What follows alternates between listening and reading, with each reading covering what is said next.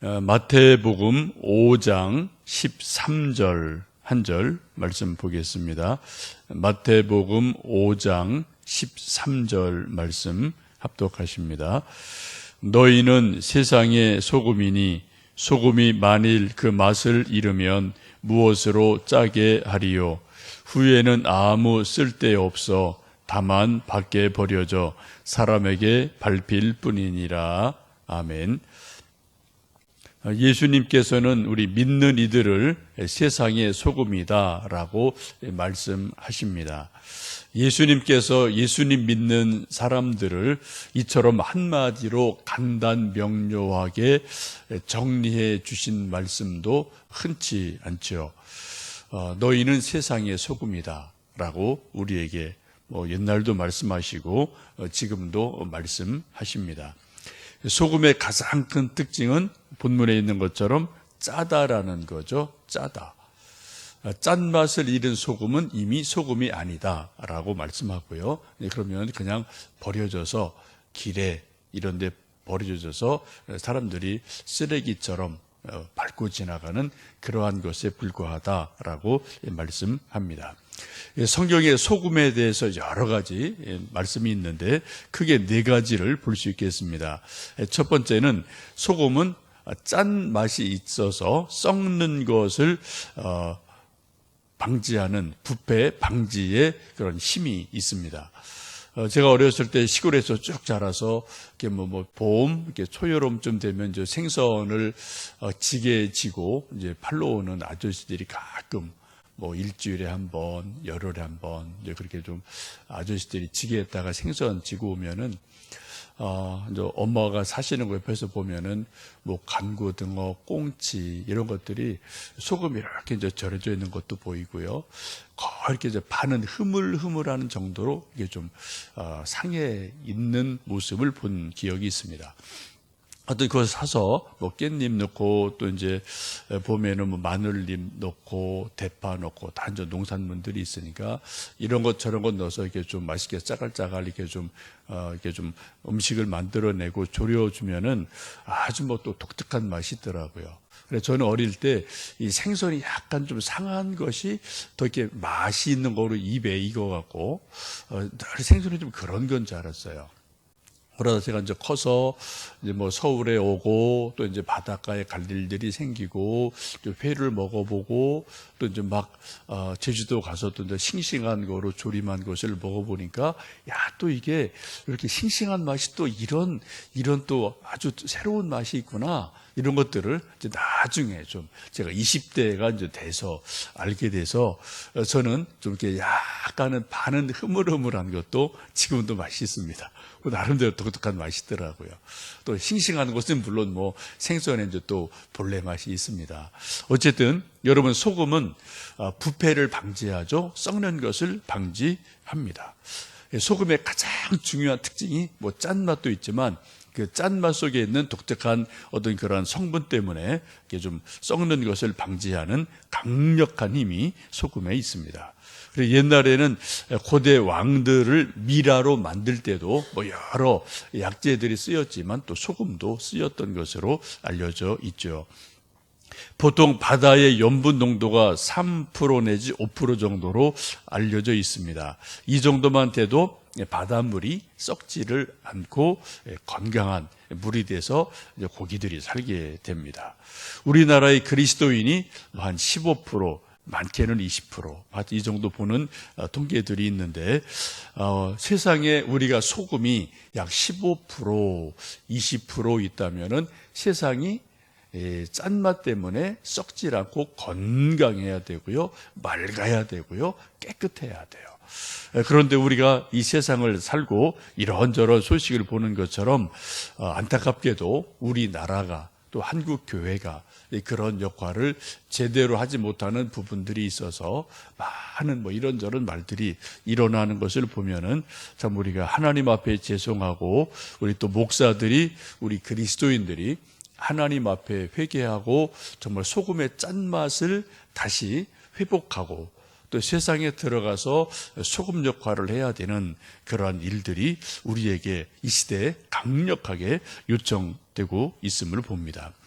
우리 모두가 회개하고 소금의 짠맛, 도덕성, 정직성, 성실 이런 것들이겠죠. 그래서 나중에 이 말씀 쭉 보시면은 빛을 말씀하시면서 사람들 속에 착한 행실을 보여라 라는 말씀이 있는데, 우리가 세상 속에서 그런 착한 행실, 그런 모습을 보여야 할 때가 그 어떤 때보다도 요즘이 아닌가 생각합니다.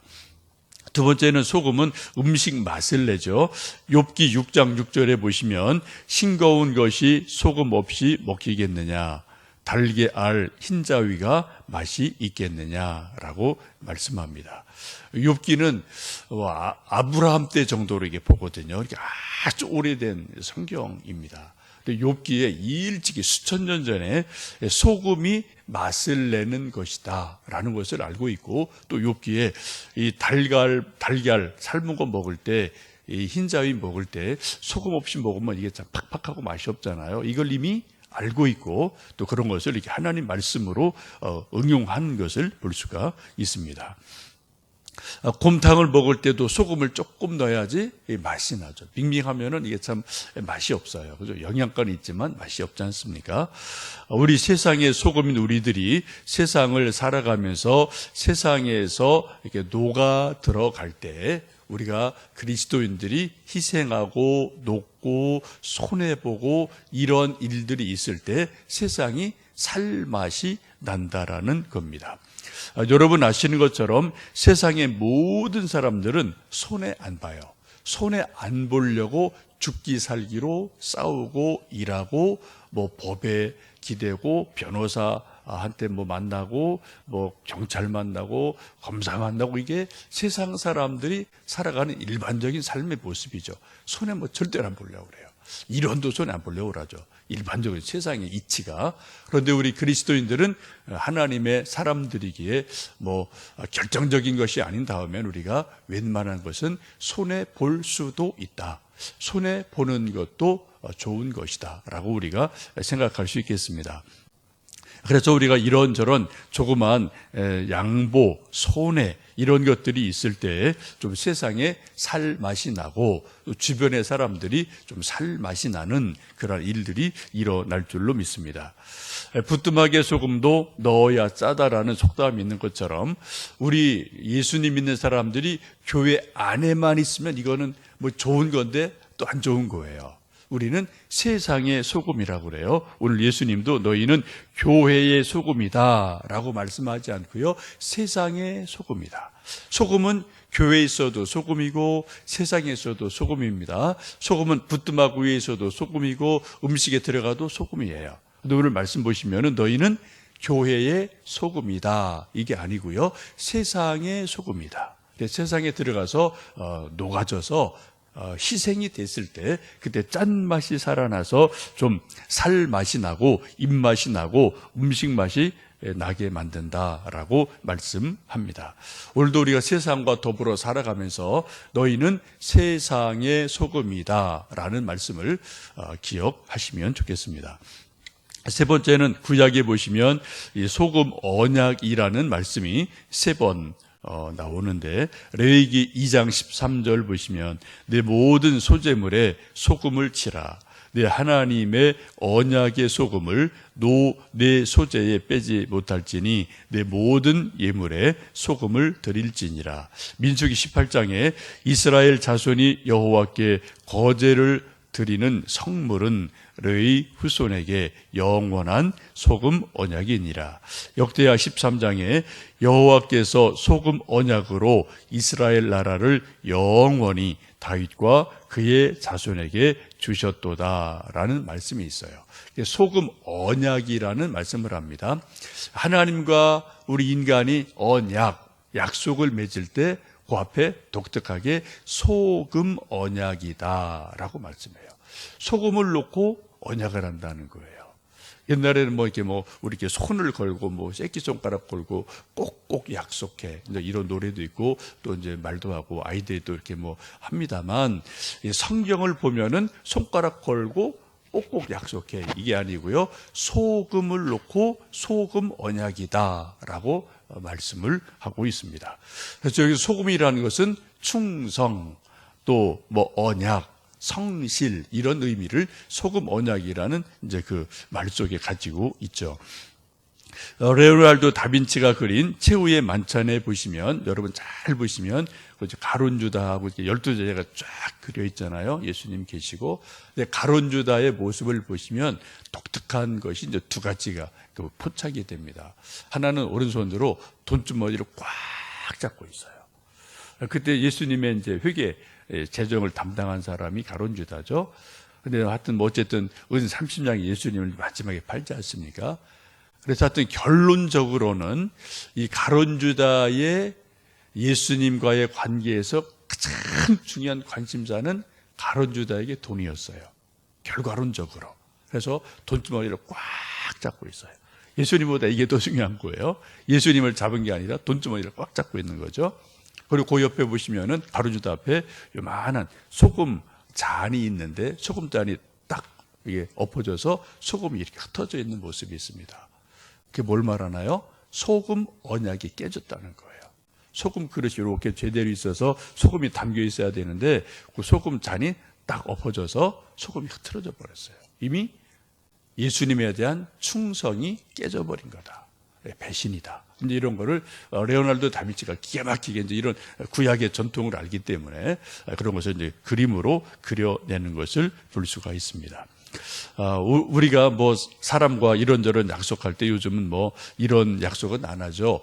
뭐 녹음을 하든 사인을 하든 뭐 또 도장을 찍든 공증을 쓰든 뭐 이런 것으로 서로 언약하고 약속을 합니다만, 구약 전통, 성경 전통에서는 소금 언약이다라는 것이 있음을 우리가 보면서 우리 성경 말씀 읽을 때 이게 하나님과 나와 소금 언약이다라고 생각하시고 성경 읽으실 때마다 그래서 소금을 이렇게 좀 하나씩 좀 이렇게 좀 한두 개 입에 좀 넣으시고 성경 읽어보시는 것도 좀 실감이 나지 않을까. 아니 또 소금 이렇게 좀 앞에다 놓고 소금 보면서 성경 읽고 하면은 또 하나님과 나와의 신실한 약속이다, 언약이다 이런 것들이 조금 더 싱싱하게 좀 생생하게 살아나지 않을까 싶습니다.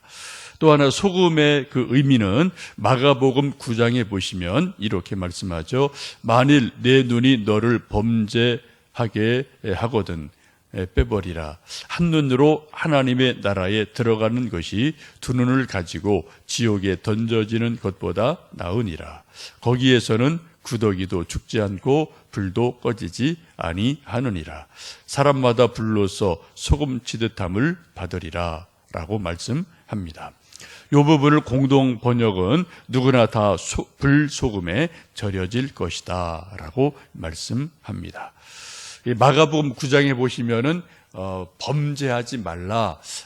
범죄하면 눈 하나 빼고 손 하나 자르고 다리 하나 자르고 그리고 몸이 불구자일지라도 지옥 가지 마라. 심판받지 마라 라고 말씀하시면서 지옥에 대해서 말씀하게 되는데, 창세기에 보시면 소돔 고모라가 유황과 불로 하나님의 심판을 받습니다.